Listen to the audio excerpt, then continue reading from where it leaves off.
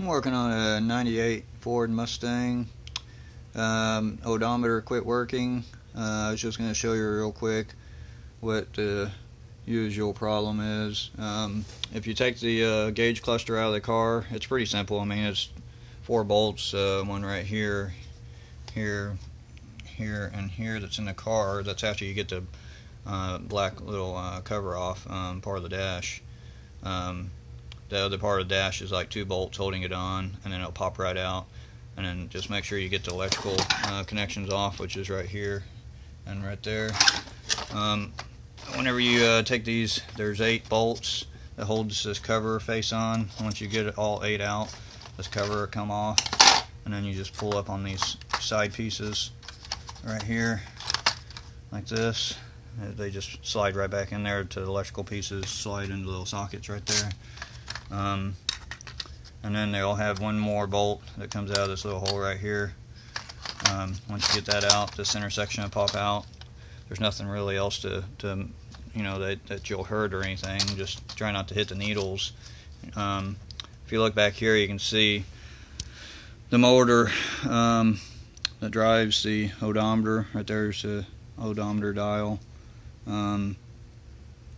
Usually the gears strip out or go out. You can see right here, you can see that gear setting sideways in there, where there's a red and black gear. The black one's setting sideways. It usually deteriorates and breaks. And then if you look down in there, it's kind of hard to tell, but the gear is actually broke off. But this little motor, it just you know, has little tabs. You twist it off and out, and then you pull the little gear off from the end of the motor, and then you replace this little black gear right here. Now, I ordered a little kit off from eBay. It was $6 shipped, so for $6 it replaces both gears.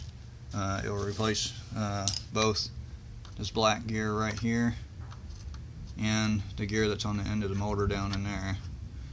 And then just reverse what you do to put it back together. Put the cover back on, all the screws, bolts on, put it back in, and your odometer should start working again.